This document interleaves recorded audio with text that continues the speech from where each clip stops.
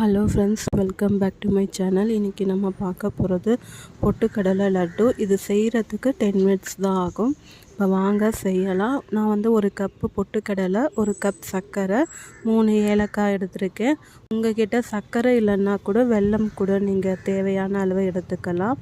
First வந்து பொட்டுக்கடலையை நல்லா வறுத்து எடுத்துக்கணும்.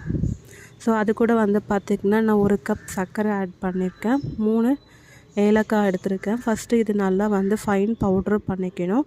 ஸோ உங்கள்கிட்ட வந்து சல்லடை இருந்தால் கூட நீங்கள் அதை நல்லா வந்து சலிச்சு கூட எடுத்துக்கோங்க.